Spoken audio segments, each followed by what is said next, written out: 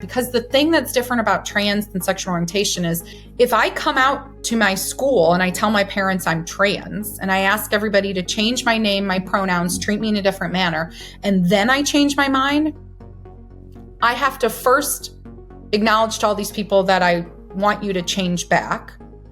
The community, the trans narrative itself is that this is your true authentic self. And so it doesn't give people pathways to walk these things back. Jamie, thank you so much for joining me today. Thank you for having me. Yeah, so you're a former case manager at the Washington University Transgender Center at St. Louis Children's Hospital, and you came forward in 2023 as a whistleblower. Aside from that, anything you'd want listeners who might not be familiar with you to know about you? Yeah, I'm also a mom of 5 boys, ages ranging from 3 to 16. I am a lesbian, and I am currently the co-executive director of the LGB Courage Coalition. Awesome. How new is the LGB Courage Coalition? You guys dropped the T. We were talking about that. We did recently. Can you also dive into that a little bit, like dropping the T? Yeah, so we formed about 6 months after the Free Press article broke. And part of how we formed initially was around basically trying to carve out some space for potential other whistleblowers who might be coming forward. The US is a little different because we saw a number of whistleblowers in mass kind of come forward from the Tavistock, which is the primary gender center that used to be open in England.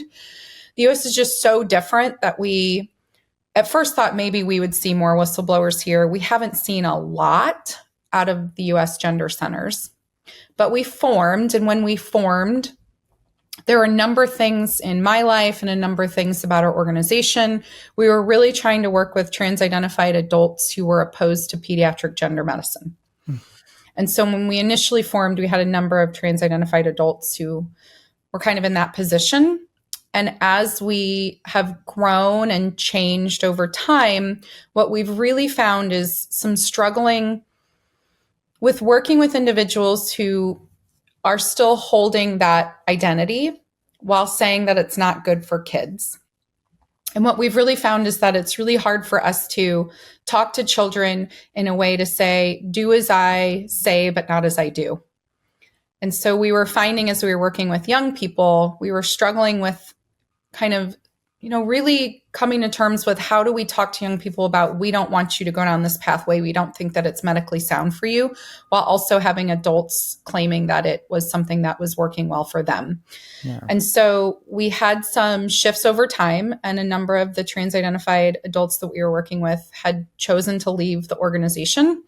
And we are really kind of coalescing around this idea that we are primarily adult gays and lesbians who are working on this as an advocacy position in the US. Okay. So dropping the T, you're not being exclusionary toward trans people or anything like that. Not at all. It's just there was just some conflict there? It wasn't even that there was conflict. I think what our position really lands in is that we want to make pathways back for those who have transitioned to come back to realignment with their sex in medical ways, and realignment with their sex in ways that we feel to be the most mentally healthy for adults. And we also find that a lot of people who have transitioned are gays and lesbians, and we want to carve back pathways for them to step out of that medicalized model. We don't think that sex nonconformity needs to be medically treated. We think it should be embraced as just a part of the human experience. What about adults? Because I mean, this is a pretty controversial topic in general right now. And I think probably very few people know this as much as you do, because you've been lambasted in the media, you've been attacked. But I mean, my view is I don't care what adults do. If somebody wants to change genders, if they want to change their pronouns, I don't care. It doesn't matter to me. But so you're kind of, it's beyond just children. You think even adults should kind of? That's a really good question. So what I think is that no medical provider should be offering interventions that are not evidence-based and safe. Okay. And so if there is evidence that supports the medical transition of anyone that is evidence-based and safe, then we are very much pro evidence-based medicine. Yeah. Okay. Right now, what we know in the evidence is that there is no good standard to continue to use these interventions with children. We don't actually have a lot of evidence around the outcomes for adults. One of the things we're actually waiting to see is that in the UK, they had completed a huge 4-year study about their children's services, including systematic reviews of evidence. And in kids, we know that this is more harmful and there are more harms than we can find any benefits to. So we are firmly opposed to any children being medically transitioned. Hmm. We're basically waiting right now to see, is there a good evidence profile for this to be done with adults? And our stance is not that we support any bans for these interventions for adults in the US. We don't go out and support or advocate for banning these interventions for adults. But we also do advocate that even adults deserve evidence-based medical care. Yeah. And if the proof shows that these things are also more harmful to adults than they have any benefit for, we would advocate for that position as well. What does that look like? So you're not against like banning anything. What would that actually look like? Advocating for it'd be more thorough medical evaluation before going forward, Yeah. or what would that look like? And thank you. I know that we kind of just dove into we skipped like elementary school and middle school, and we've already we're in senior year of high school with trans medicine right now. So Thank you for kind of bearing with me because we already jumped way far into this. So what evidence-based medicine really looks at is, does the evidence in the outcomes show that we see benefit or treatment to the disease at hand? So if disease X, we intervene, does that disease go away? Does it change? Is it better? Is the outcome in the long term that the person is better? I think there are true philosophical discussions going on right now about whether or not trans medicine is a medical intervention. Is this a spiritual intervention? Is this allowing somebody to become their authentic self in the form of changing parts of their body? We are really kind of grappling with these conversations right now. Right now, most people in the United States believe that this is a medical intervention. And that means that we pay for it out of our insurance, that we have Medicaid or Medicare cover it, that this is something that should be studied and standardized by medicine. One of the questions that we might see change in adults is that there's a recognition that maybe this is not a medical intervention. Maybe this is more of a spiritual or a cosmetic intervention. And so then there's also questions as if this is cosmetic, should adults still be allowed to cosmetically change their body? Yes. Yeah, I think most people would agree, yes. But then should we pool our insurance and cover that? Or should we say that that is life-saving care? I think that there's ways that we reframe and think about what's going on for all of these care interventions. But what our primary focus right now on is for kids. We know that the benefits do not show clear systematic support, and the harms are really outweighing what we're doing with kids. Yeah, I mean, that makes sense. I would be against a ban of any kind of... Yeah. Because I see people all the time that do cosmetic changes where I'm like, I believe that person has mutilated their body, but at the same time, we live in a free country. I believe as an adult, they should have the right to be able to do that if they can afford it and all that kind of stuff. If they really want to do it, that's their choice, right? So I can understand that. Is transgender care typically considered life-saving care right now? Yeah. So I travel all over the country. I testify in state houses and courtrooms. There are a number of phrases that you will hear people say about trans interventions, and those will be that it's life-saving. that it's a way to treat suicidal thoughts and Yeah. ideations, and that it's been around forever, that it's evidence based, that there's a very clear protocol and model. And what we just really know, those of us who've been in this field for a long time, is that this is not as clear as people want it to be seen as. And I do think there's questions around what should we use phrases like life-saving. I mean, if we think about medicine, if I think about a medical intervention and I think what is life-saving, I immediately think of two kinds of different things. I think of somebody who is having a heart attack, and that we go to CPR and we think about we saved their life, that we knew that death was imminent and that we intervened and we saved their life. And then the other thing I think we think about sometimes is things like cancer treatments, where we do some really, really hard things to the body. We put people through terrible, terrible interventions in order to save their life. And so in medicine, when we say life-saving, I think that's what most of the public think about, those two kind of trajectories. And when it comes to trans care, trans interventions, when people are saying life-saving, what they're really trying to say is that this somehow prevented somebody from self-harm. Yeah. And there's just not evidence to support that argument. Yeah. And so it becomes a very difficult thing to kind of talk through with people who, and also people who personally believe I had to have this in order. It just becomes a challenge when we talk about evidence and what we see in the evidence. Yeah, I can understand that. I can also I can see mental health care being life-saving in certain instances too, like suicidal ideation. Like that's something that people have to address, and it's fairly prevalent in our society, where that's something that needs to be treated, and that could be life-saving as well. So I would say mental health could be there, but that's where the kind of lines start to blur, right? Is when you start to get into mental health, it's not something that you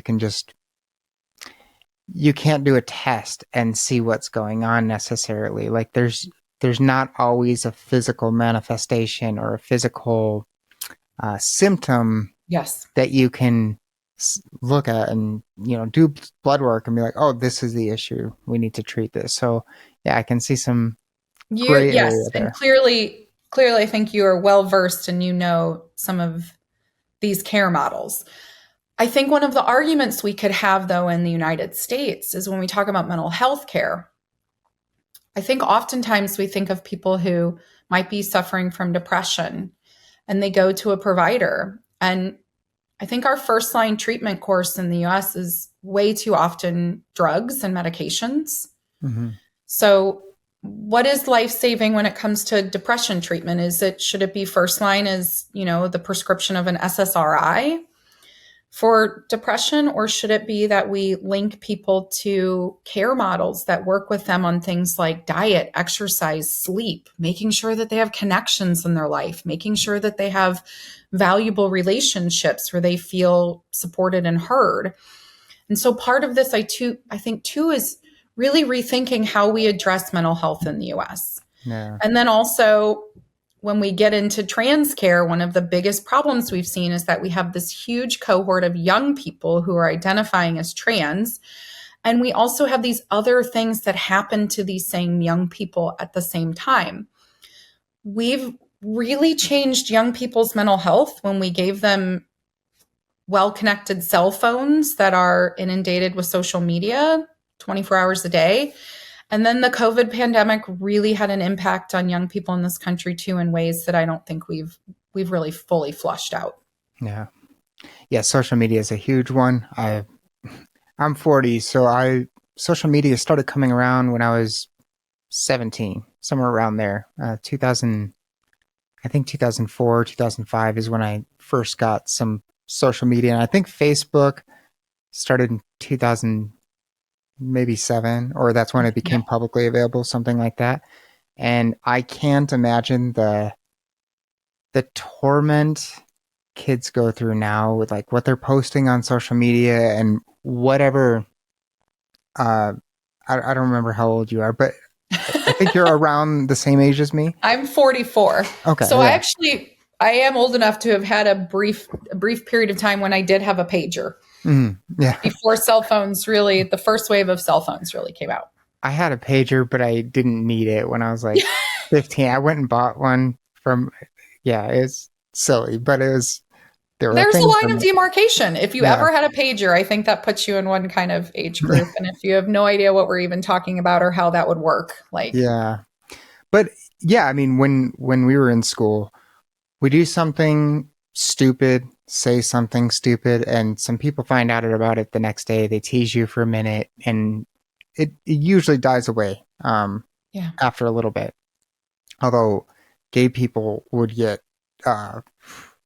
when it got found out that somebody was gay in high school, there was a lot of homophobia back then in the 90s and early 2000s, and people would get their childhood kind of messed up pretty bad in schools, and they'd get demonized, depending on the school, obviously. But with social media, you go in there, and now if somebody does something, it's just printed on the internet for all eternity, and it just never leaves. And people's, I mean, I'd imagine there's a rise in suicide since social media and stuff like that. And it makes sense. I mean, the kids are not, I mean, this ties into everything we're talking about anyway, but kids are generally not able to understand the long-term consequences of anything. Like I mean, even young adults aren't necessarily always ready to understand the consequences. They post something, they think no big deal, they wake up and their lives are changed the next day. So yeah, social media is a huge, huge problem. And it's good, but it's also a huge problem. It is. There's an excellent book called The Anxious Generation Mm. that Jonathan Hyde. that really kind of goes into what we saw from that onset of those, that cell phone introduction. Yeah. But what we just saw so much in the clinic where I worked, and we continue to see now, is that there's been this intersection with trans identification and that rise in that social media use. And for years, having worked in trans medicine for years, this really was a very small population, this tiny cohort, and it's just exploded. And part of what I think we're trying to grapple with as a society right now is understanding why that explosion has occurred. And so much of the disagreement right now over that explosion is that there are some people who are get very upset and triggered when we talk about these concepts around social contagion, and then also looking at it from authenticity. And so a lot of what we did see in the center where I worked, and that's been paralleled in other centers around the world, is that explosion happened in a very interesting cohort of kids. Mm-hmm. That explosion was with teen girls, and it exploded 5,000 percentage of an increase in the UK in their gender center. Yeah. And so much of what we do worry about now, those of us who advocate for stopping all of these permanent medical interventions in kids, is that we really have to get better data and understand what's going on with a lot of these kids too around this identification. Yeah. Some people listening might not be familiar with your whistleblowing. They might not have read the Free Press article and or seen interviews with you or any, court appearances or legislation appearances. Could you dive into a little bit of your experience? Go back into that because you were at the clinic for about 4 years, and obviously, when you started, your mentality about this was very different than it is today. Absolutely. So just a little bit of background. My undergrad is in anthropology. I have a master's in clinical research. I've worked in clinical care for years. I managed a Planned Parenthood right out of my undergrad. And then I worked in HIV case management for a very long time, working with primarily young people, young gay men who are HIV positive. And the Transgender Center in St. Louis opened in 2017. The position that I ended up holding came open in 2018, and a lot of people recommended me for the job. I've been in the LGBTQIA community for most of my life. My partner at the time when the position came open was a trans identified woman, was living as a man. And the position came open and I absolutely jumped on it because I thought that pediatric gender medicine was this overlap where we know that when we have early interventions, we have better outcomes. So I thought that these are kids who are going to grow up to be trans adults, and that if we could intervene with them early, we could give them a better shot at having good long-term outcomes for their mental health, for their physical, for everything. So I went into this 1,000% supporting this medical model. And what I found pretty quickly, having worked in different divisions within hospitals, was that this medical care was really new. And there was a lot of debate about even like what we were doing, why we were doing it, who we should do this for. And I ended up being there for close to 4.5 years. And I became a public whistleblower because I eventually reached the point where I knew that we were harming patients. I had attempted internally to get the hospital's risk management and ethics division to look at my concerns and was just shut down. And so I became a public whistleblower. I reached out to my state's attorney general. I filed formal affidavits. And within 6 months' time, essentially all of the centers in the state of Missouri were closed after my whistleblowing. Was there because I know there were some parents who were trying to say that what you're saying didn't line up with their experience at all. And obviously, I don't know. I mean, I don't remember the number of patients you saw or anything, but obviously in any kind of care system, there's going to be some people that agree with things that happen, and there's going to be some people that disagree. But you were exposed to all of the cases at this clinic, so you had a bird's eye view of what is actually going on. Whereas, obviously, a parent, they're typically only going to see their own experience with their child at the clinic, right? So, was there an investigation where these parents did these parents get a chance to give their testimony to them and stuff like that? Yes. And I will say this, I have never tried to dispute that there were parents or individual patients that felt better or appreciated or wanted these interventions. So the problem though is that we can't judge an intervention, like a model of care, based on the outcomes of individuals saying this worked well for me. And so for those parents, I have a lot of empathy, and I think a lot about how much they didn't know was going on behind the scenes. So a couple things that they thought that the whole care team, so I sat on a multidisciplinary team. They thought that the whole team had assessed, reviewed their child, and thought, yes, this is the right pathway. They had no idea that we were having essentially knockdown, drag out fights on the back end, where half of this team was divided half of the time about these kids and did not think that these were the right interventions for so many of them, yet they were getting it anyway. And overall, the bigger issue became a systematic issue about these interventions. So we were giving these things to these kids, and yet there was no clear diagnostic determination. Who were these the right kids for? Like who's right? Who should get these? And at a certain point, we reached this tipping point where essentially, if any kid wanted it, at least one of their parents was in agreement, we were going to give it to them. And that's a kind of medicine that's not how medicine works. I can't go in and self-diagnose really any other condition and walk out with a prescription for a life-altering medication. Yet because this was so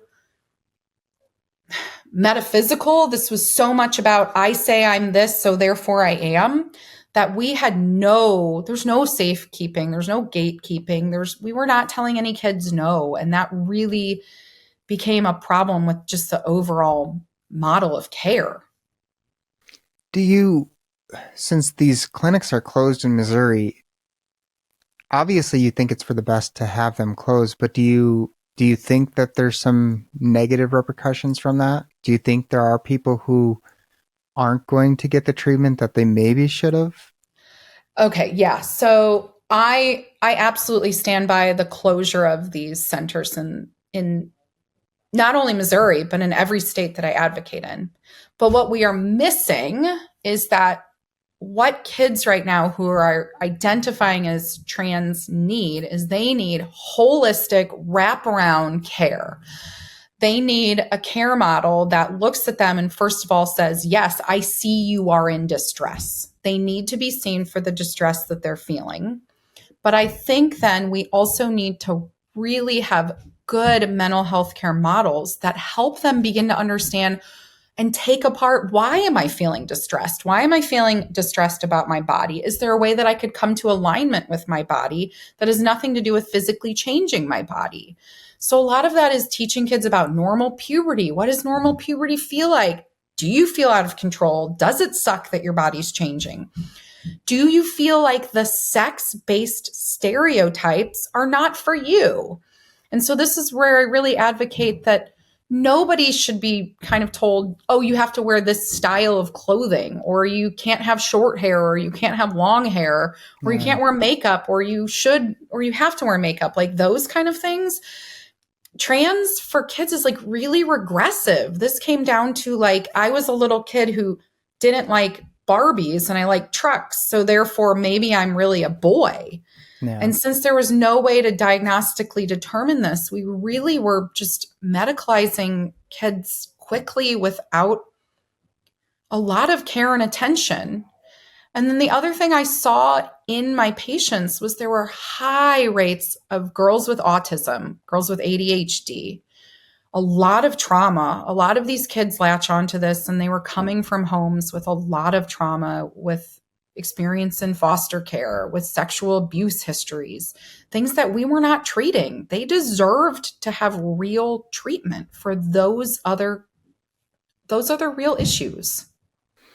Well, mental things can manifest in physical ways, so if you have stress, if you have anxiety, trauma, anything, you can get physically sick. You can feel pain physically. Like there's a lot of things physically that can be going on. Obviously your heart rate can increase when you're stressed out. And when people have panic attacks, they think they might be having a heart attack and they might be dying. Yes. So like the physical manifestation of mental trauma or mental health issues. I don't want to say illness because it might not be an illness, but there are definitely physical manifestations of these kind of things. So yeah, it seems like something we have to figure out. But at the same time, we're talking about identity, and we don't want to tell people that they can't be something that they want to be or that they believe that they are. So there's this, it's a sticky topic. Yes, but right? Then there's a question. Can you really be born in the wrong body? Can a child really be born in the wrong body? I think part of the problem is, I'm a, cis male, right? And I think I think you've described your politics as further left than Bernie Sanders, right? Yes. And I'm not right or left. I'm pretty centrist at this point in my life, but I have a slight bent toward the left when it comes to how I analyze things.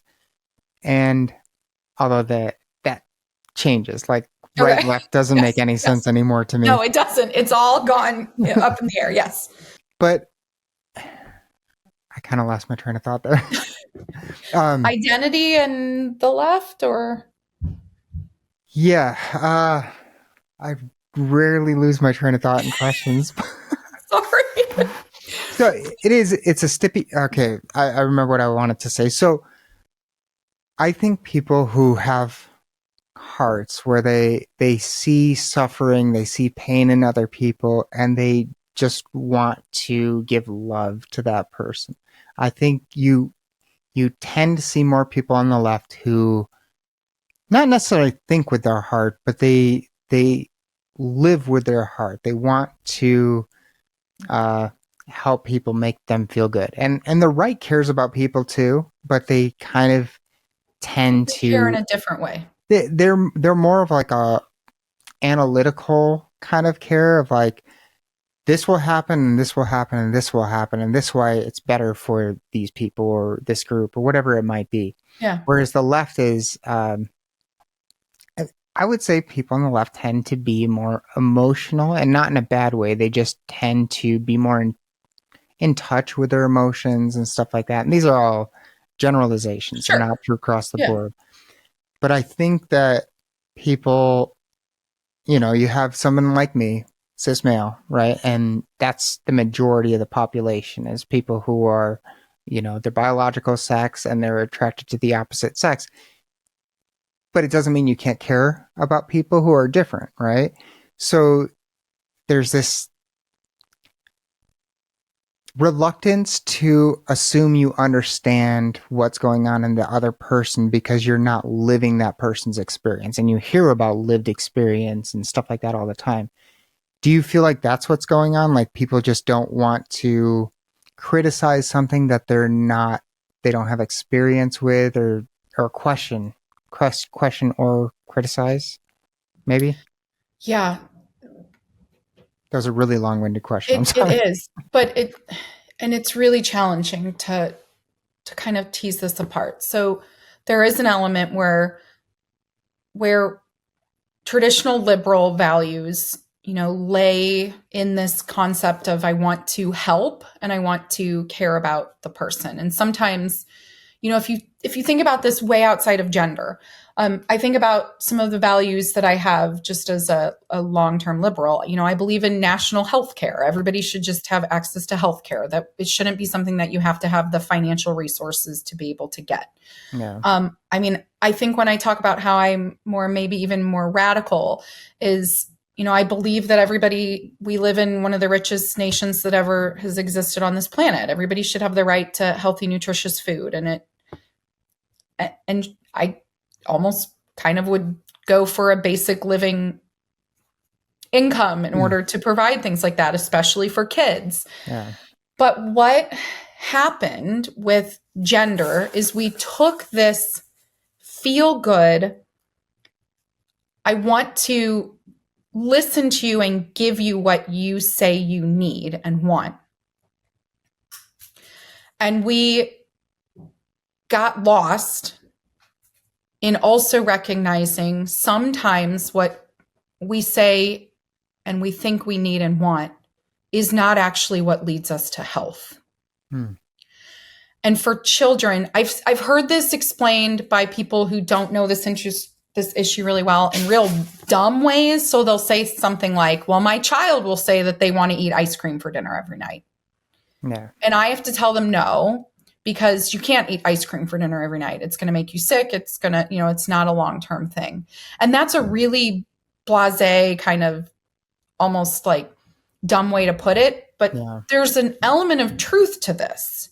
So the element of truth to this is that we can get so caught up in what I feel like I need and I want, and I think that this is the right thing for me without looking at it from what is reality, what is the outcome of giving you that. And what has happened for so many of these kids is that they've jumped into, I want you to affirm this identity, without us looking at this from a real scientific perspective, which is, okay, if I give you that, what's the long-term outcome? What happens to you? Because the medicine part of this is these are real medical interventions. These are not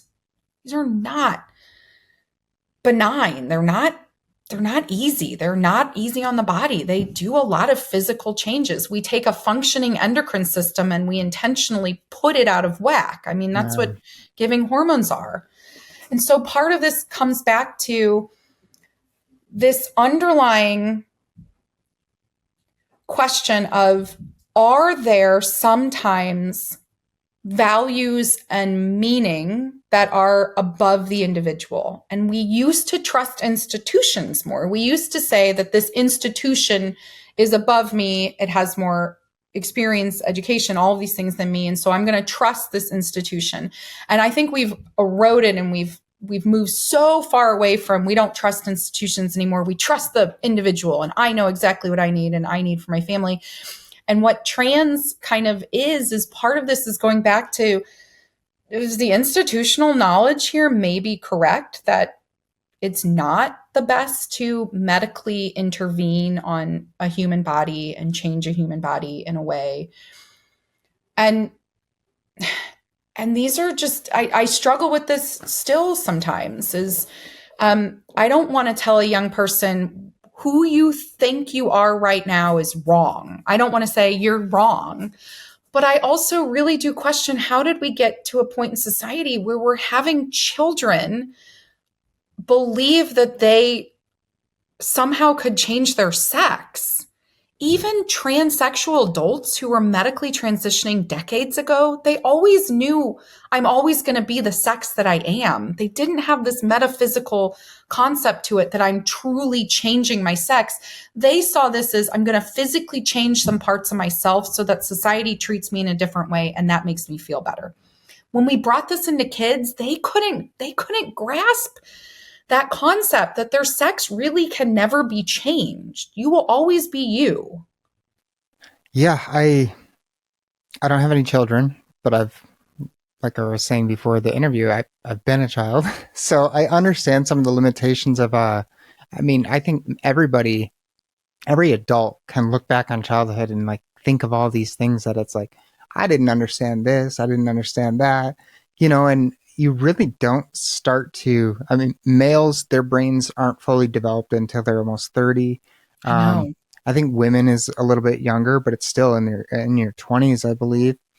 And I remember, this is a very complex topic to dive into anyway, and I'm happy some people are, and that I don't like that people get called transphobic just for talking about the topic, because it's, things need to be talked about. And it's, while it makes sense to have certain topics discussed, or certain people who maybe are trans to have their voices lifted up to, have their say in things, I don't think it's something that only the people affected have to talk about. Like, this is a societal thing, and Correct. It's going to affect future generations and stuff like that. But it is just extremely complex. Like, it is kind of a scary topic to start thinking about and to talk about publicly. Like, I don't know what to say in a lot of conversations around this stuff. Because it's like I'm just over here with this experience. I don't know, but I do understand that when I was 14, 15, and, sexual things are starting, even younger, 12, 13, it's a very confusing time. I was watching, I'll get into that in a minute, because that actually ties into people being transitioned a little bit, but you're changing people physically, right? Like, I was watching Stand By Me, I'll just say it now. I was watching Stand By Me with my girlfriend. Older movie, I think in the 60s or something it was created. And, it follows some 12-year-olds. Yeah. You've seen it, right? I know the movie, yeah. I don't know if it was from the 60s, because I was from the 80s. I don't know. Was that old? It's pretty old, yeah. Okay, yes. I do know the movie. 70s, yes. maybe 70s, Okay. but I think it was in the 60s, but like maybe 68. But anyway, there's a scene where they're just teasing each other, and they're teasing each other about their penis sizes. And I'm thinking, like, these are, I don't know how old the kids are supposed to be. I think 12, 13.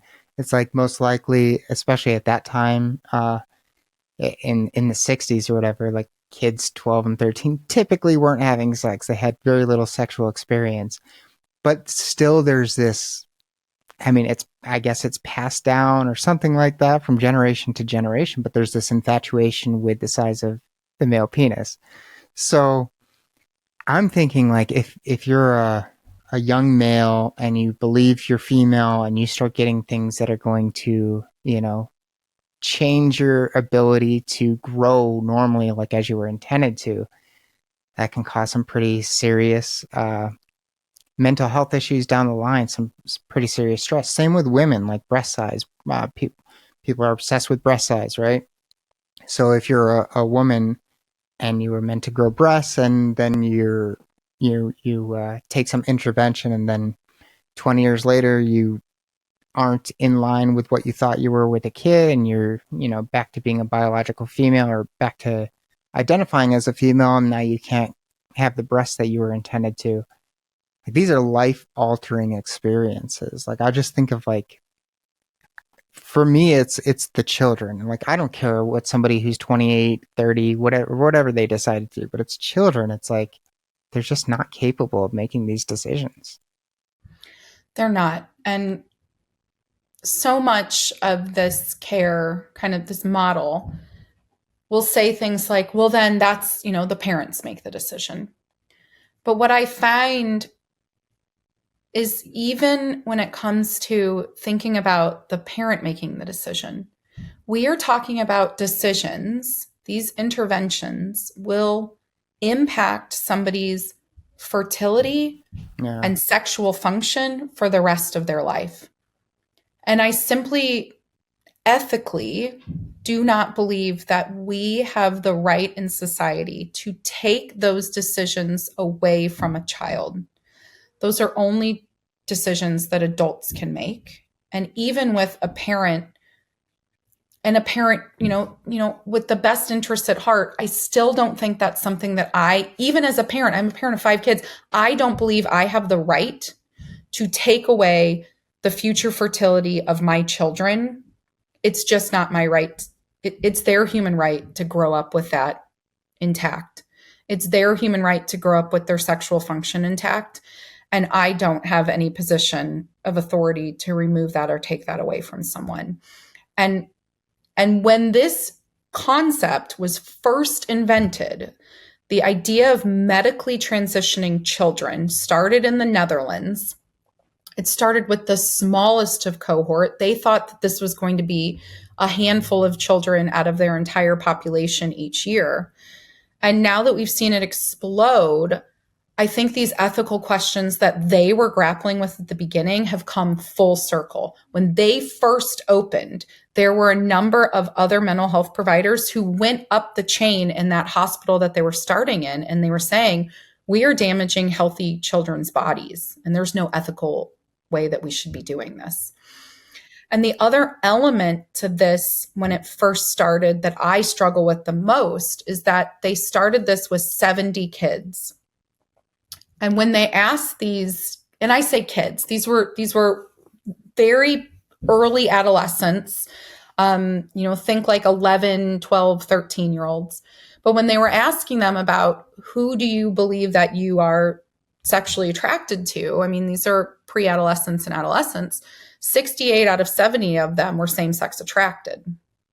They were saying and they were saying in part that so much of their discomfort with their bodies was about how we feel as gay people when we're growing up. We don't feel like we fit in, and we don't feel like we fit in for this weird way. And that's how the word kind of gender came about. Like, we don't fit in our sex-based category. Yeah.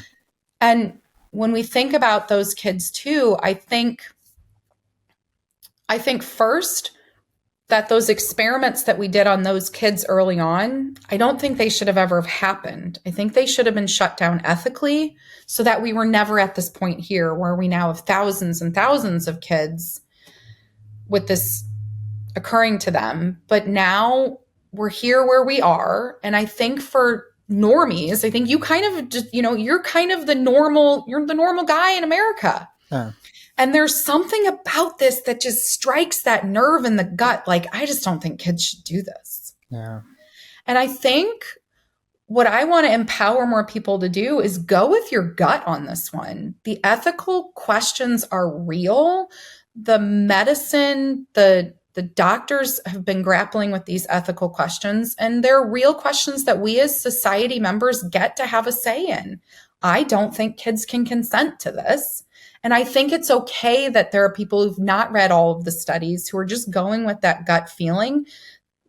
I think it's okay that you have your voice in this too, that you say, I just don't think this shouldn't happen with kids.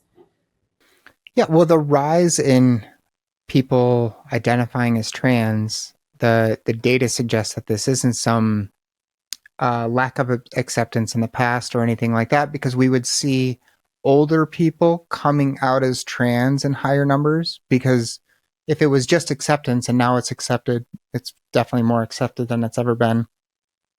You would see a lot of older people who were kind of staying in the closet about it and like, I'm trans. And you've seen some of that, but You've not seen the 5,000% yeah, increase the that you've youth seen in is just teen girls. exploded.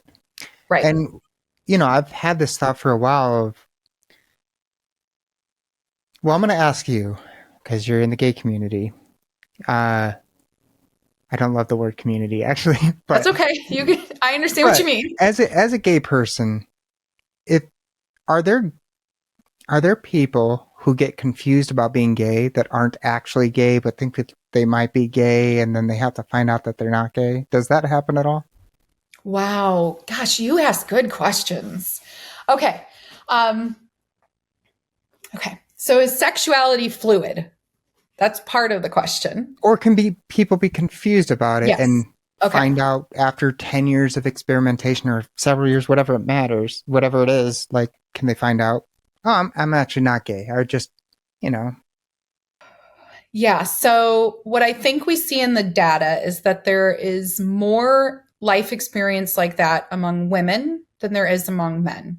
So males who are homosexual tend to have much more concrete and narrow versions of that sexual orientation. So if they are a homosexual male, that fluidity or that thinking, maybe I'm not really gay, maybe I'm really straight, and that going back and forth is not as prevalent in men as we see it in women. There is more fluidity and more of that back and forthness that you can see in women than you see in men. There are even women who have taken on lesbian identities for political purposes, and they will say so. There are women who have taken on lesbian identities out of safety concerns and past traumas, where they have basically said they were previously sexually abused or assaulted, and now they feel more comfortable in relationships with women where they might not necessarily have been as strong in that homosexuality as they now feel more comfortable in. I think what we just see is there's a lot more comfort for some women than there is with some men. But I remember being a teen and this concept around, oh, you came out as gay, it's just a phase. It's just a fad. And that was a conversation that we were having a little bit in the 90s. I think part of how I think about that is I think about what are the harms of exploration versus the benefits. And so if somebody is exploring their sexual orientation, and that can be for a young person, I'm going to try to kiss somebody who's the same sex as me versus the opposite sex. If I'm going to explore these things, the long-term harm and impacts of somebody doing that is so radically different than what we see in the evidence of a young person saying, I am trans and I'm going to change my name and pronouns and all of these things. Because what we see is that social transition, that experimentation of the trans identity. I'm not talking about clothes, hair, makeup, presentation. Present any way you want. There's nothing about that I care about one way or the other. There's no evidence. We're talking about taking on this identity where you say to yourself, I'm not really a boy, I think I'm a girl.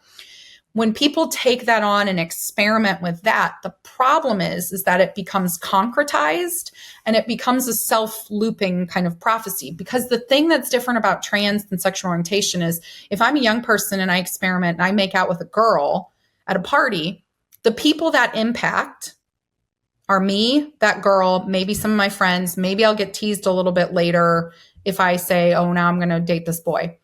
If I come out to my school and I tell my parents I'm trans and I ask everybody to change my name, my pronouns, treat me in a different manner, and then I change my mind, I have to first acknowledge to all these people that I want you to change back. The community, the trans narrative itself is that this is your true authentic self. And so it doesn't give people pathways to walk these things back. Yeah. And a good example I saw of this is when I worked in the Pediatric Gender Center, there was a pediatric kids club where parents would bring their kids and these kids were trans identified and the parents would do a support group and the kids were there with their little support group. There was a parent whose daughter had said she thought she was a boy. That lasted for a little bit of time. The daughter changed her mind. I thought that this was a perfect parent to stay engaged with the support group because he could show these parents, oh, if your kid experiments and they change their mind, you just walk it back and you let them still be embraced and whole. And that parent's presence could have shown those other new parents coming in, this is something that could happen. That parent was forcibly removed and was not allowed to attend and was not allowed to be a leader anymore because it challenged the other parents, the authenticity of that self for the other parents and the other kids. No. And when you challenge that narrative, it gave that the other parents are like, uh-oh, if that could happen to that kid, that could happen to mine. They couldn't handle that narrative in existence. Yeah. And that's where this concept around like experimentation and do gay people do this? I still just think that the harm and the benefit is just, it's not there if we worry about kids, teens, taking on I think I'm gay for a bit. There's not a permanent medical pathway that leads to, I think I'm gay, therefore it leads to me being 18 and having permanent surgeries and removing body parts. I mean, the pathways are just so different. Yeah, they're definitely different. The reason I brought that up is because I'm wondering, if somebody is not truly gay and they identify as gay for political reasons or social pressure, whatever it might be, or social acceptance, how does that reflect? How is that perceived? I know you can't speak for all gay people or anything like that, but how is that perceived by people who are gay, who are truly, same-sex attracted? Ooh, there's two answers here. So as a young person dating other women who maybe were trying that on, I think that it's something that we wanted people to own more in the community back then. So it was something where you wanted people, it was something that you wanted to have that conversation and kind of have that clarity, especially if it was somebody that you're going to be dating. But that's been around for millennia, especially in the lesbian community where women are, oh, this is my first lesbian relationship. I think as I've grown in age, I would not be open to dating somebody who is similar to my age and saying, oh, I'm new to this, or I'm trying this out, or I think I might be gay. It makes it a challenge for a dating situation. That was kind of then. Now we're in this environment where, I don't even know if I know the current acronym, but the LGBTQIA2 Spirit Plus, there are people who are taking on the banner of gay now, not even trans, but just gay and calling themselves queer. And they have not had same-sex relationships. And they, in a lot of ways, have really muddied up what it is we even need as a community and fought for. I don't know if I should say this out loud, but we kind of jokingly say things like that there are a bunch of spicy straights who call themselves queer now. Mm. And they're often in straight relationships and they say, "Oh, but I'm queer." And there is something fundamentally different about the being a lesbian and having a family and being in a relationship with a woman and being a parent and having kids and going out with our kids and being, or even just going to Lowe's on the weekend with, another woman, and clearly we're in a relationship. There's something to that where we still have to interact with society, and there's still, as much as we're embraced and accepted, there's still something to that. There's still a little bit of homophobia that underlies a lot of people. And I think sometimes it's worse for gay men than for lesbians, but it really does trouble me. It doesn't trouble me that somebody might want to find out who they are and date or do something like that. But when we have people claiming all to be queer and taking on this as some kind of fun, cool identity, that doesn't sit well with me. Well, I think part of that, and this might be controversial to say, I think part of it is because you have a lot of these sexualities now that aren't even actual sexualities. The one that I can think of is sapiosexual. It's like you're attracted to intelligence. It's like, that's not a sexuality. Like, you're either gay, straight, or bisexual, and you're attracted to intelligent people of the genders that you're attracted to. So that's not even a sexuality. And there's others like that. And I feel like everyone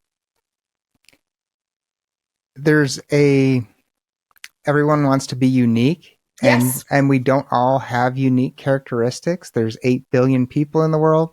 You're going to have a lot of overlap with other people. And having a sexuality that's different is a way to be unique in our modern times.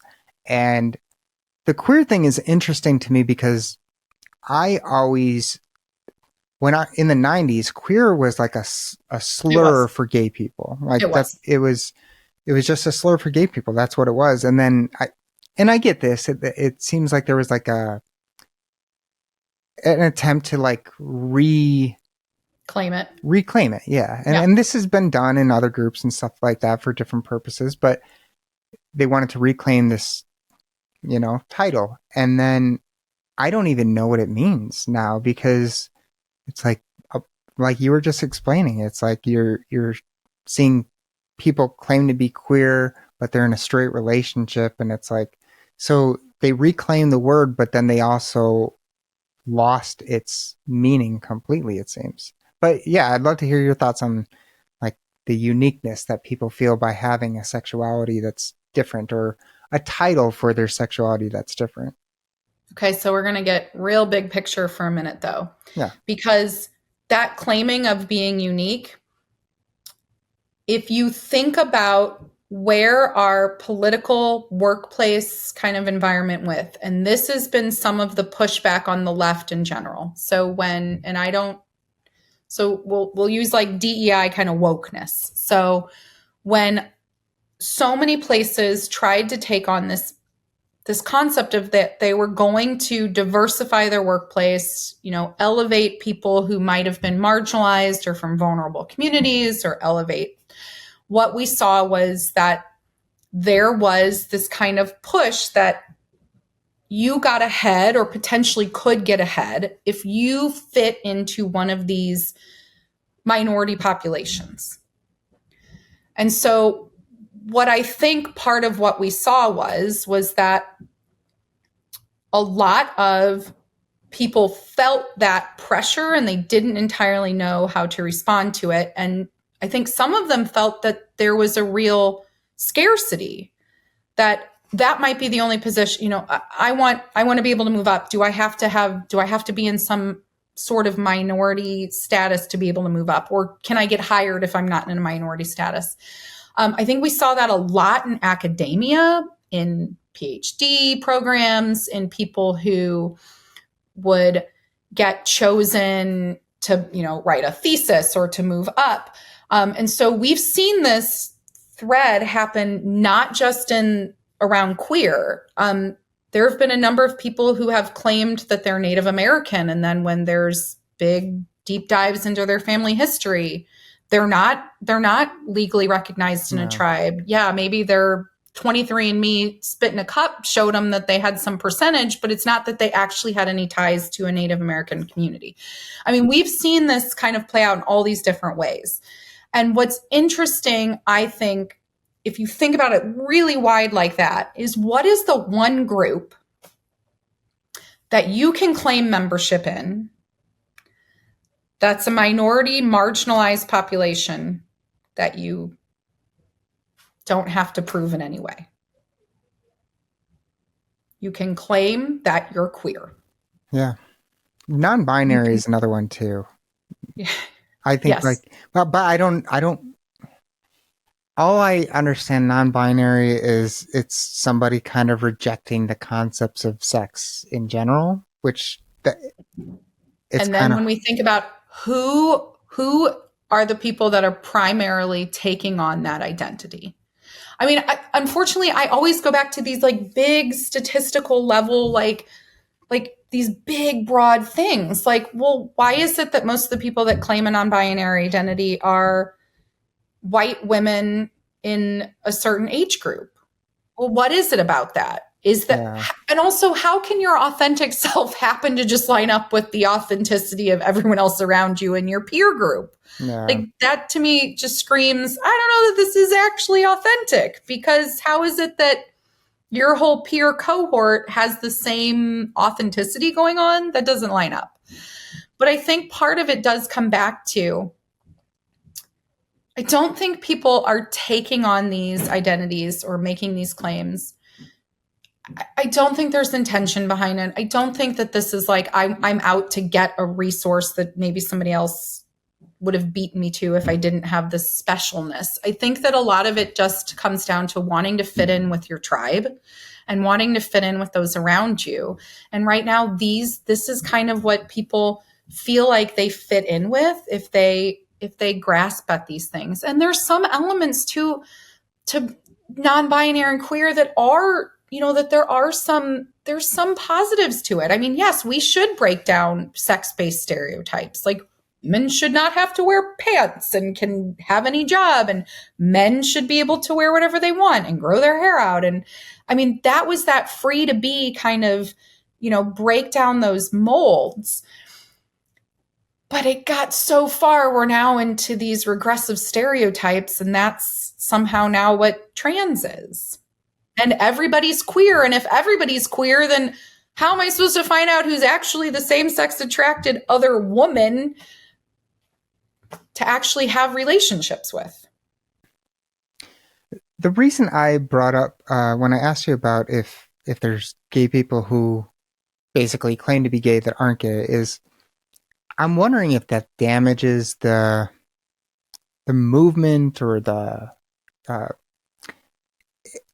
it definitely waters down the voices of actual gay people. And it's something that actually worries me about the transgender stuff, is because there's no doubt that some people who claim to be transgender change their mind and detransition later.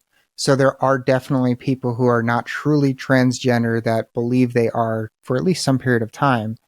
And if there are other factors contributing to somebody becoming trans that aren't truly what their body is telling them or what their heart is telling them, then it seems like you're watering down. Because at this point in my life, I don't have any reason to doubt that transgender people exist, that there are true transgender people out there.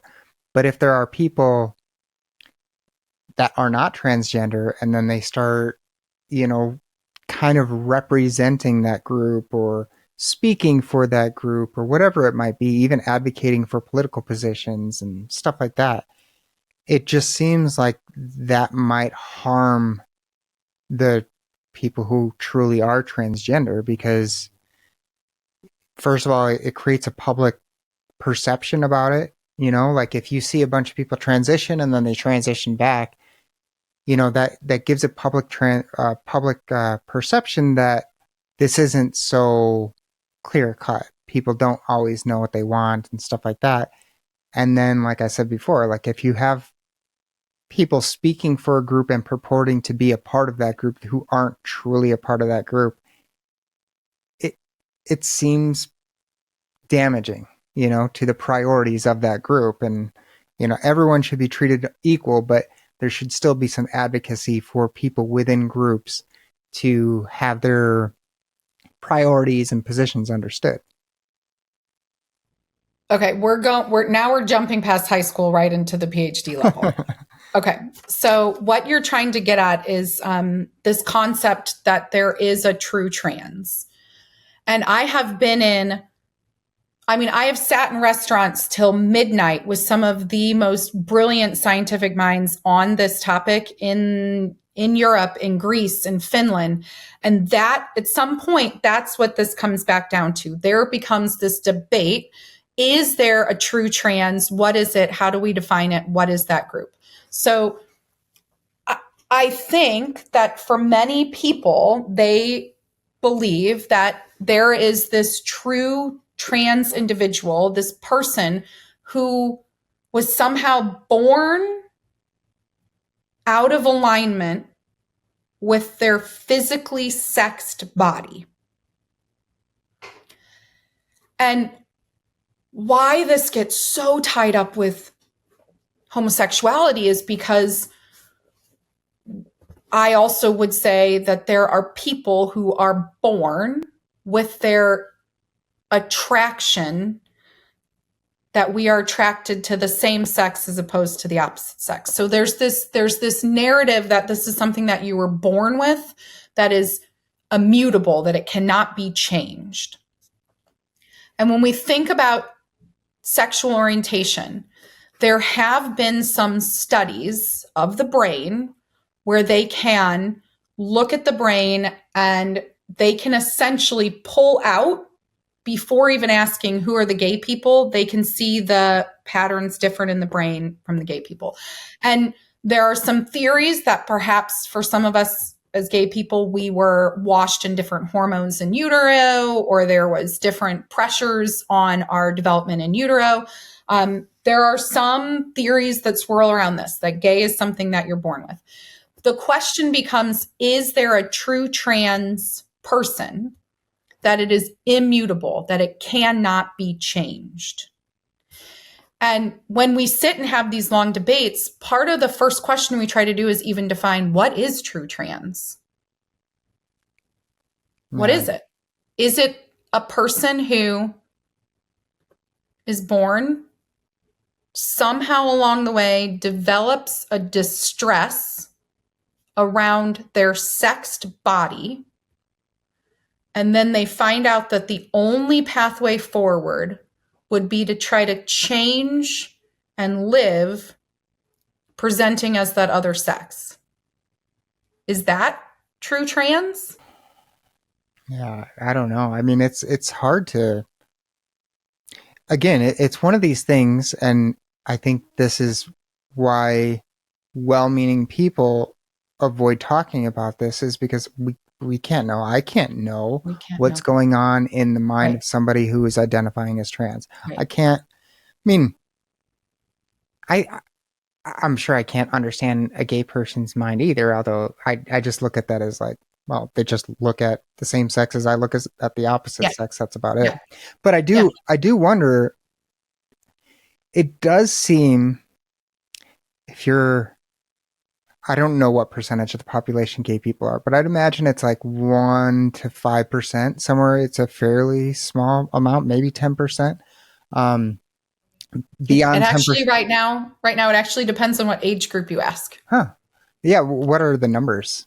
The New York Times had, I'm not going to quote you because it's in the Times, but they had a very recent poll out. And, younger people identify as gay more, but also younger people identify as trans more too. And so then you still have this is why this is so tied up with us, is because we have these conversations and they move in and out. But I think we see homosexuality all the way through the historic record. And we actually see homosexuality in primates. Yeah. So we see there's a bonobo is similar to a chimpanzee. Yeah. Chimpanzees have a little bit more warfare. They have a little bit more. But bonobos use, there are homosexual bonobos, and they use sex, and especially homosexual sex interactions, as a peacekeeping mechanism. It's more matrilineal. You see this within the society. We see homosexuality all the way through. I also got myself lost in a train of thought. You were sorry. See if you can bring us back. Yeah, well, I was asking about the percentage of people who identify as gay, because there's a tipping point. Like, you can't have, in a population, you can't have, yeah, I mean, you can have 100% gay people, but the population will eventually die off because, they can't reproduce. But yeah, I'm curious, like, around what the percentage of gay people is in our society. I don't know. We could pull it up, but I don't know what it currently is in terms, but I know that I think what you're saying is that it's always been small. Yeah. And the reason I'm asking is because, sexuality, even for straight people, sexuality can be it's a confusing time when you're exploring your sexuality. But if you're a gay person and you're in a school of 100 people, assuming 50-50 split with genders, and you are, let's say, 10% of the population is gay, which is probably higher than it actually is, but maybe not. We'll go with that as our hypothetical here. So if you're a gay woman in that school, you have 49 other women, and statistically, at most 4 of them will be gay in that population, in that sample size. I could see in this confusing time of sexuality there being some questioning, especially now that transgender is so recognized, of, well, let's say, as a woman, my options are 4 other women in this class, right? Of this 100 people, 50 of them being women. But if I'm a man, if I'm actually a man, my options are, 45 women. So you have, like, I can see that being somewhat appealing for somebody, like, if they're questioning things. And hopefully none of this is coming off too bad, because, like, I'm exploring territory that I'm not a part of or not too comfortable exploring usually. Yeah. But yeah, like, I can see some, if the options are gay, or I'm actually the opposite sex and I have way more options for partners if I'm just the opposite sex, I can see that having some appeal. Not to say that it's like something people are consciously deciding or anything like that, but I can see that being a more appealing position to be in a certain regard. So you're actually getting into an arena that you might not even know exists historically. Yeah. So we actually have seen in some of the data of early young people who are being brought to trans centers. Oftentimes it would be parents who saw, especially their young boys were very feminine, and they would bring them, and they would essentially, even the parents would say, I'd rather have a transitioned trans child than a gay child. That the acceptance they saw sometimes would be different. In Iran, we know that some Iranian law has basically said you can be a gay man and be persecuted and potentially put to death, or you can medically transition and become a woman. I did not know about that. And so we see this kind of narrative. I don't know that young people right now are choosing a trans identity over a gay identity out of like numbers around dating. Yeah. I think that there are young people who are not even choosing it. It's what is being told to them as the pathway. So I think what we're telling like mainly like 3 or 4 different groups this narrative of trans. There's the kids who would probably be growing up to be gay, who are sex nonconforming. So the hardcore tomboys, the sissy boys, the kids that, and a lot of them know that they're same sex attracted even, but we're kind of telling them you're trans. There's a vulnerable population, the autistic kids, the autistic boys who don't understand a lot of the social nuances and rules. And we're telling them often, oh, you don't like these masculine things, therefore you must be trans. But we're sharing this narrative to kids without a narrative that really doesn't belong to kids at all anyway. I mean, it's not something that kids need to be thinking, because at the end, I think we just circle back to, you can never truly change your sex, and children cannot comprehend that. And so what are we actually like telling kids? But in terms of people who think that they are gay and transition, yes. I mean, it actually does occur. I did have a small, tiny, I'm thinking like 2 or 3 patients who literally said to me, I'd rather be trans than gay. Well, I mean, not even thinking about the numbers, but just, I can understand that being a vulnerable position. If you're attracted to the same sex, and then, you 15 years ago, it would have been, well, you're gay, or you might be gay, whatever.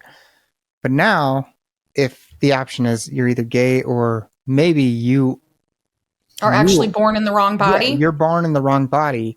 So you're actually, in a sense, normal. Take it a step further. Exactly. Take it a step further. Not only are you born in the wrong body, but we have a medicine to fix it, and we can cure it. Yeah.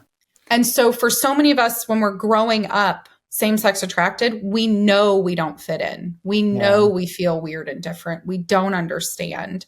And so many of us, especially, I'm very feminine presenting. I'm a femme lesbian. There's like a whole catchphrase for it. But for the butch lesbians in my life, for those who are very masculine and have remained masculine presenting their whole life, they were essentially, trans essentially tells them in some way, it feeds them this line. Oh, you grew up and you felt like you're in the wrong body. And but now we actually have a medical pathway for you and we can fix you. And that's what some of them are told, and they believe that.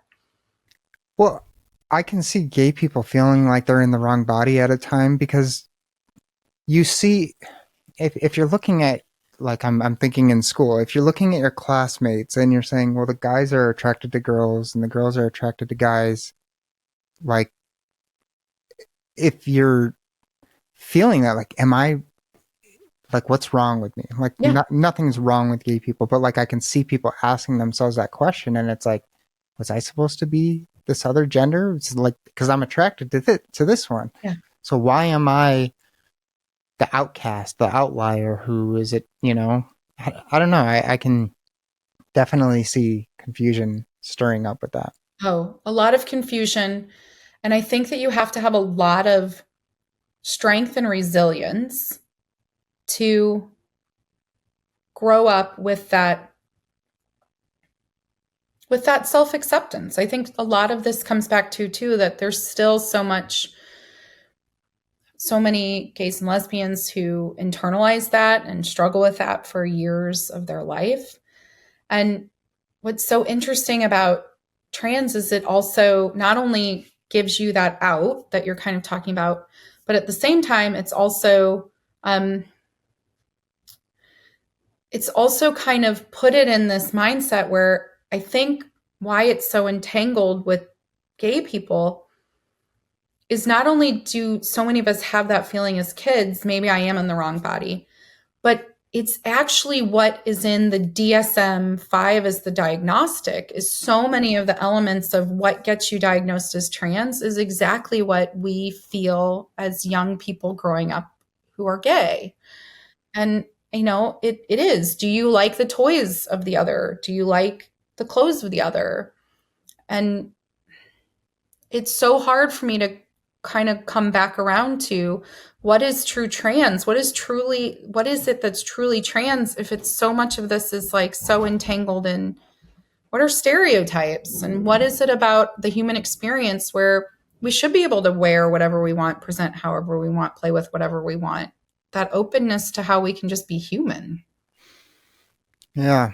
It wasn't until the trigonometry podcast that I listened to of yours, your interview on there. At the end, they said, "What's the one thing that you don't think is being discussed enough?" And you say homophobia, and you elaborated from that, and that was the first time I ever really heard that kind of connection, because I never really thought about the trans movement in terms of potential homophobia. So that was like really new for me to be exposed to that idea.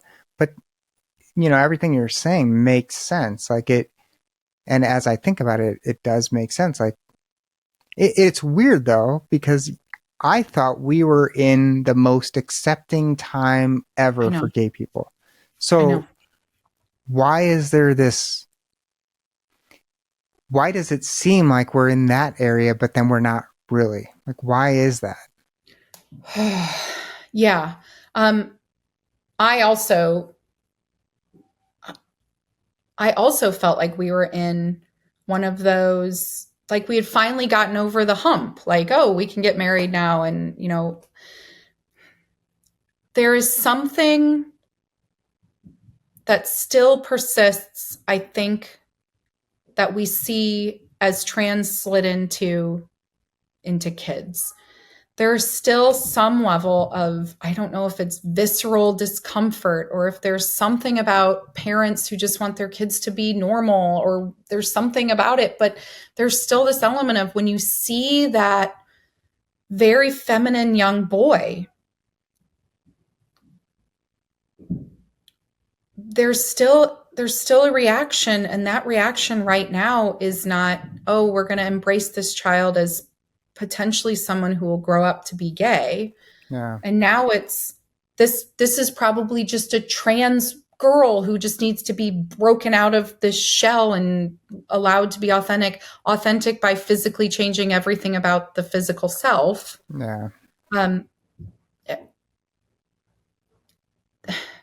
This is these are complex questions. And I think the first step is, can we just ground ourselves back in, can we have conversations that are hard? And if we can have conversations that are hard, then we can get into the conversations about how we got here and where do we go from here.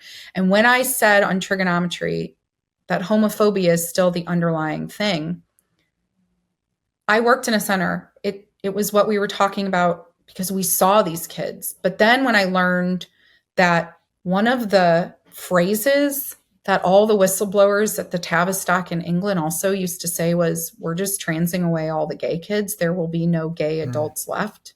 Yeah. When I realized that they were saying that as well, and they were seeing that as well, it does demand that we talk about this in a different way, in a bigger, wider way that also asks all of us to think about what is it about sex? Why did we even have to invent the dumb word gender in the first place? Because we were so worried we can't talk about sex and we can't talk about these things and these differences between men and women and who people are attracted to. If there's any positive outcome that will come out of all of this, is I hope that we get to a point in society where we embrace more about what is fully human and try to get rid of some of these stereotypes about what sex bodies are supposed to mean and what what a girl or a boy can or can't do, while we still recognize that our sex bodies are different and they have differences. Yeah, I worry about the influence of adults on children too, because children just can't make up their minds about things. And if you have some authority figure telling you, maybe you're this, and maybe the authority figure, like we know there are activist teachers who are, they have a certain identity and they want. It's hard because I can understand why you'd want kids to feel accepted if they're different, but there's a fine line between making kids feel accepted and making kids Push them question into that things. difference. Yeah, and Yeah. question things that they really like. I'd never explored sexuality before the age of 13, 14. I really had no reason, and even then it was still And it kind of should confusing. not have been and it wasn't introduced to us when we were kids in school, nor Yeah, should it have yeah, been. We yeah, didn't Kids don't need to be talking about this stuff. yeah, They need to be kids. yeah. And I think at least some people, I can't speak for everyone, but I think there are well-meaning people who do just want kids to feel accepted. They want them to feel comfortable being who they are. But then I think there's this influence sometimes of like, well, maybe you're this. And it's like those subtle suggestions to a kid can be life altering for them. Like it can completely change their path. If, I mean,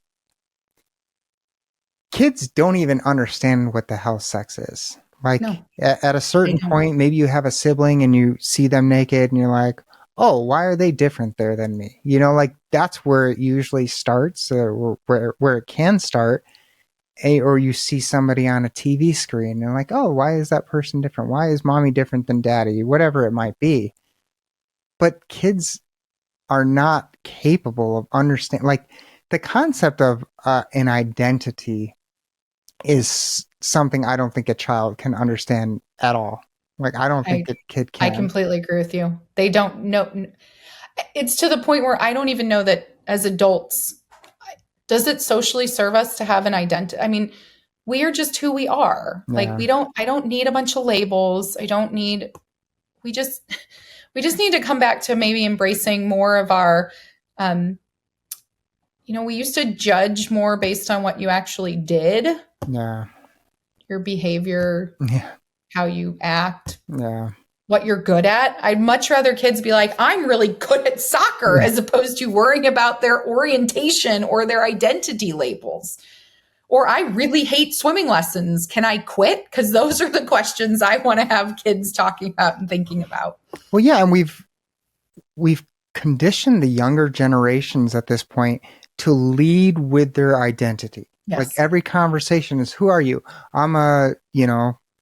gay male, whatever it might be. Like whatever their identity is, this is what kids lead with when they're introducing themselves. And it's like, maybe it's different for gay people, but I don't think it would be. Like someone's sexual orientation or their identity doesn't matter unless you're interested in them. That's the Exactly. only time it You're should. exactly. So it's like, like people don't need to know that I'm a straight male unless like maybe a female. We're I have gonna a go make girlfriend. out in the Yeah, closet. No, nobody yeah, needs to know this stuff. No, yeah, actually, I've been tweeting about this a little bit recently, but yeah, I think about, people are a book, yeah, we're building our life book. And at the end of that day, I want my sexual orientation to be simply a page in that. It yeah, shouldn't be the title. It yeah, shouldn't speak for my whole life. It should just be one part of that reality of who I am. yeah, And I'd hope, the other pages are, I'm a really bad speller, or I burn things often because I yeah, love to bake, but I burn things. Like yeah. those are the things that are also important about me, not just my sexual orientation. And I do think if there's any way we can back away from so much overemphasis on identity, I just think it's healthy for all of us. Yeah, one of the things that comes to my mind with all of this, I can understand. I mean, like you've heard me say it multiple times in this interview. Like I think people are well-meaning in general. Like I, I don't think people are. I do think people try to game systems and stuff like that, and whatever. But I think people are well-meaning. But when it comes to doctors, you expect doctors to be, I mean, there's the Hippocratic Oath, do no harm. But then you also expect a doctor to be well read in the areas that they're practicing. I think the doctor aspect of this is really confusing. Like, what is their incentive to push something that is not supported by the evidence when doctors are typically viewed as evidence-based professionals?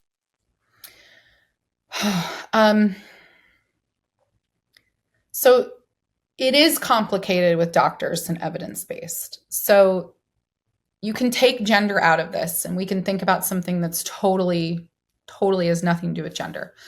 But if you have a parent, if you're a pediatrician and you see 12 patients a day and 3 of them are coming in and they have some kind of their kid's nose is stuffy, they're tugging at their ears, they're coughing a little, they've had to stay home from school, they're sick, right? Yeah. I mean, doctors are evidence-based, but then they're also humans and they're open to pressure. And for a real long time, we had problems where doctors would just prescribe all of those kids antibiotics. Yeah. And a huge part of that was because the parents wanted to know that I didn't waste my time driving my kid here.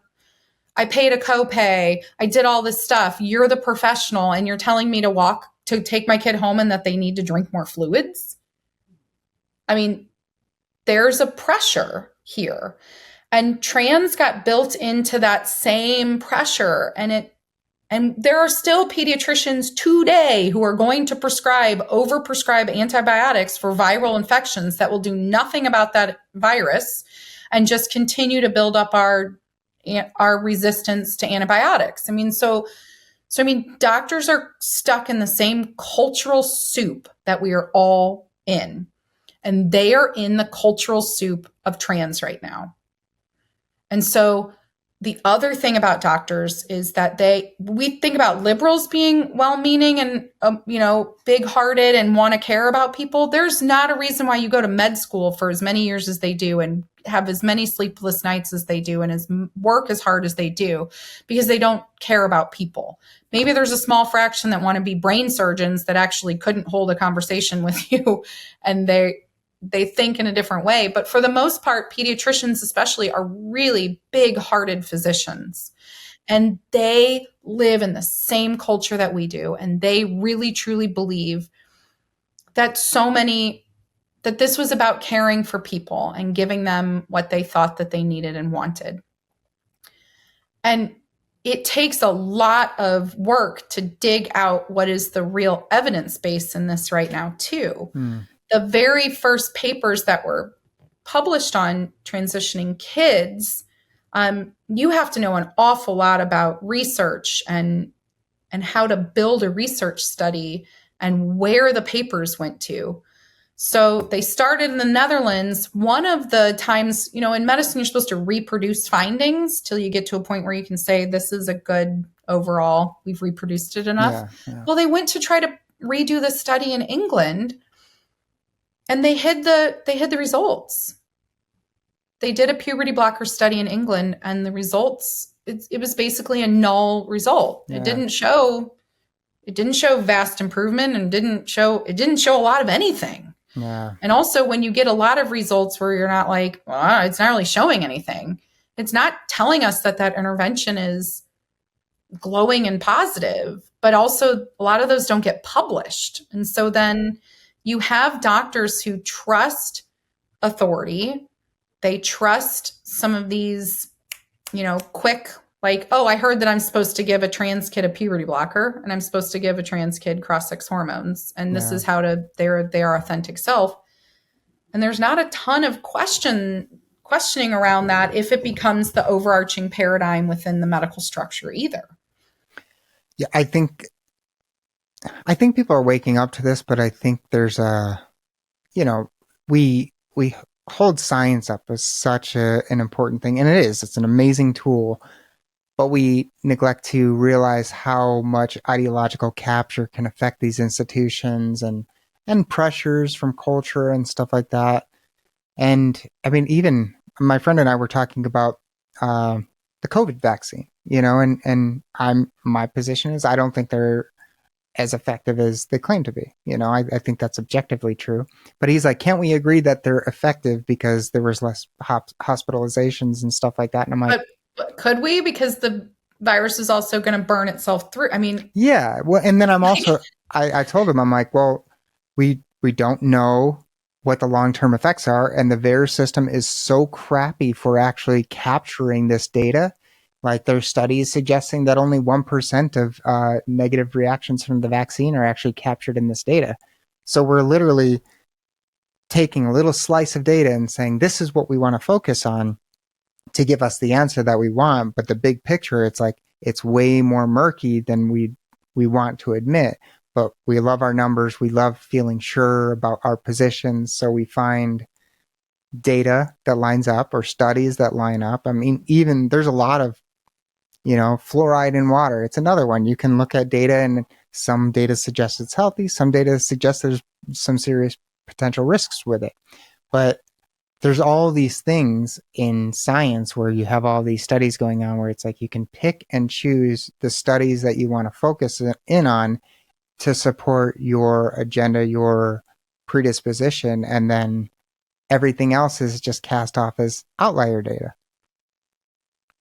So, yeah, I think, and a lot of that comes back to what's benign. Yeah. Is there an intervention that, some interventions, I think we could try because the risk is not so high, but we're talking about completely stopping a child's puberty and then giving them cross-sex hormones in childhood. And that, to me, it's just too harsh. It's just too many side effects for, even if you think that half the data is good and half the data is not, which I don't think, but you're right. I mean, we have to ask a lot of these questions about science every day, but also we need to be able to trust the public. Like, we need to be able to trust these institutions. They need to come back in alignment with building up that trust and earning it from us. The institutions thing is really interesting because I always saw the left as more critical of institutions, and then sometimes that just flip-flops. We're in the weirdest political environment right now. Yeah, I mean, like, the left was always critical of big pharma, like always critical of big pharma, and then COVID happened, and the vaccines came out, and this idea of like, I want other people to be safe. It's about safety, safety, safety. And then many on the left just switched overnight, and now they're kind of advocates of big pharma, which is like, Pfizer had the biggest fine in history for lying in its studies. So, you can choose to believe what you want, but I think there's good reason to doubt them. But yeah, I mean, we are in very strange times. We are in very strange times. I don't know what the left is. I don't know what the right is too clearly anymore. I mean, I have some ideas, but yeah. Where do you see this? Okay. What do you see? Skip forward 10 years, 15 years. Where do you see like a healthy state of affairs with this topic? Where do you see things going if they go in a good direction? That's a great question. So 10 years from now, what I would like to see is that we as a society recognize that sex is real, that there are two sexes. That means that some people need some carved out spaces for those sexes. So there should be a women's sports category and an open category where anybody who wants to participate should feel free to participate, regardless of how they present, regardless of how they look.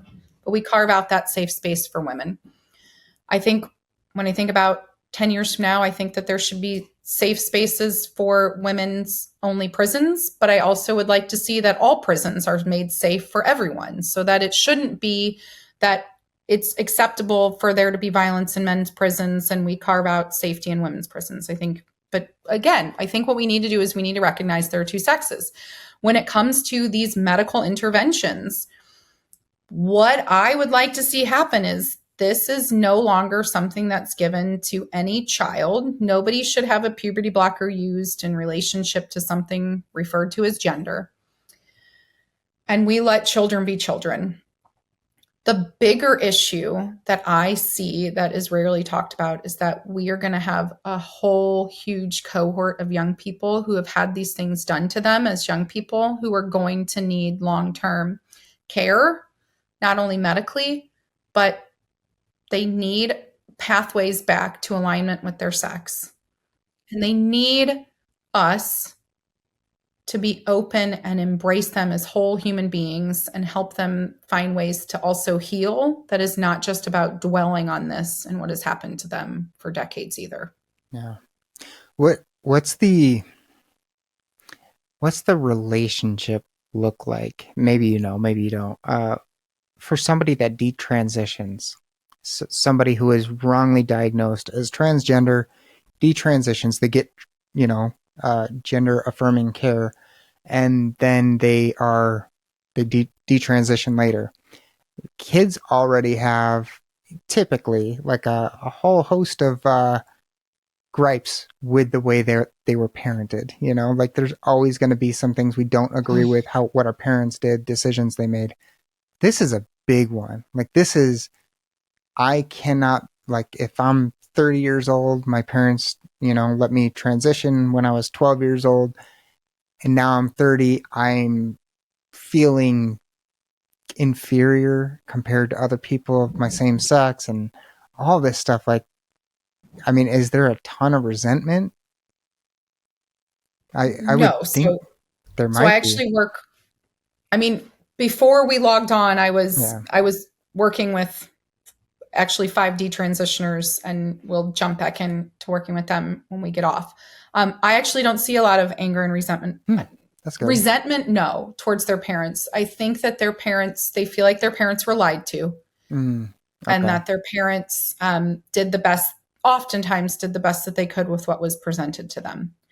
What I struggle with more is that the parents there's a lot of conflict still with these relationships where the young people who have detransitioned, who have fully kind of left that mindset behind, are finding that their parents have not moved along with them. I think the parents hold a lot.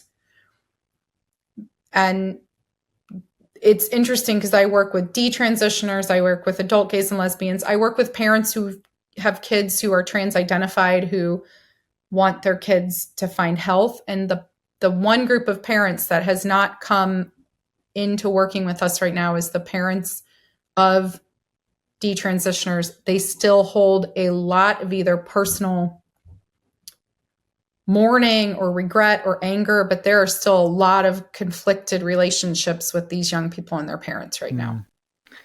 Yeah, I'd imagine. I mean, like I said, I mean, any relationship with your parents, for the most part, you're going to have some conflict and things that you just don't agree with how you're raised. Yeah. But that is a huge one that we've never really seen before. yeah. And I mean, a lot of this really took off in like 2015, 2016 is where like the transgender movement really started to take off. So people that were transitioned as youth, they're just barely becoming adults at this point in their lives. And some of them, you might see some 30-year-olds and stuff like that, but like 30 would probably be old for a lot of Yes, these it people, is. right? It is. These are the detransitioners that I work with are their early 20s. They're in their early 20s. Okay, so somebody, let's say somebody who's younger, believes they might be trans, is listening to this. How would you advise them on approaching the landscape going forward? Oh, wow.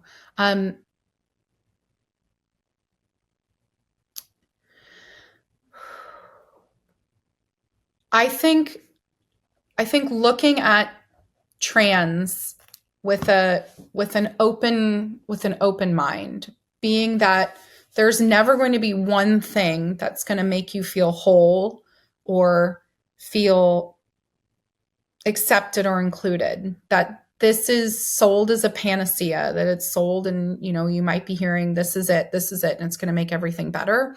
And I think what's hard for young people is to know life is just so much more complex and it's never going to be one simple pathway forward, and to just be open to those cracks and those thinking and the ways that you might want to explore the rest of your self.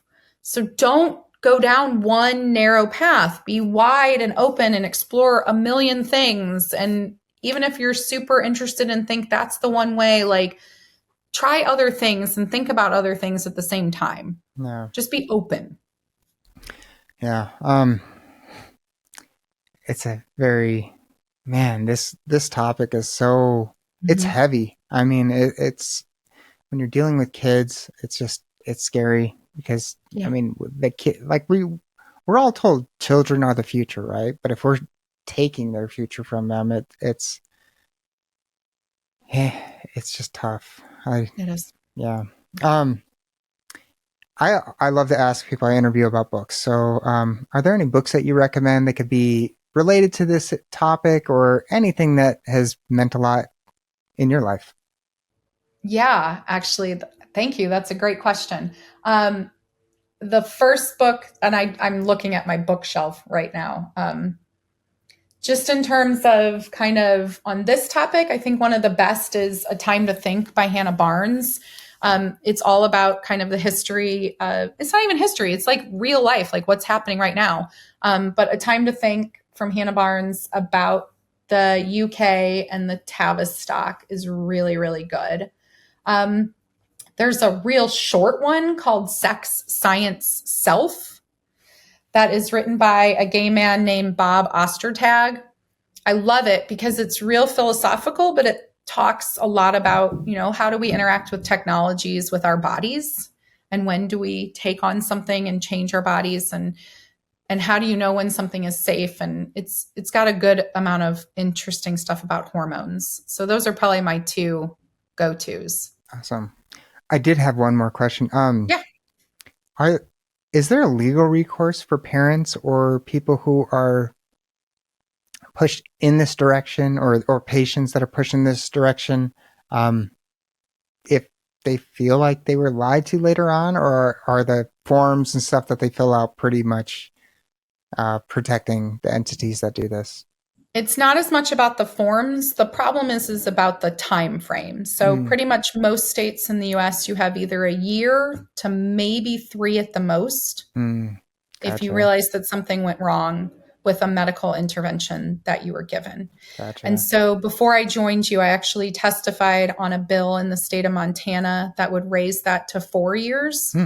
Okay. Some of these bills are raising it upwards of 10 to 15 because a lot of these kids don't realize what has happened to them for a very long time. Yeah. But really, it's just trying to raise it's the statute of limitations. And most people, the limit is very, very, very limited. It's basically because they think of it, you have surgery, you come home, you realize something's gone terribly wrong with your surgery. That's why they keep it really, really short. Yeah. And to keep doctors from getting sued that often. But yes. Oh, that makes sense. We're working on that. This is kind of a different scenario than any other kind of surgery because it absolutely is very different. Yeah. Well, Jamie, thank you so much for joining me today. It's been a pleasure talking to you. Before we wrap up, I want to just hand it over to you to tell listeners where they can find you on social media, where they can learn about the LGB Coalition, and anything else you'd like to share. Thank you so much for that.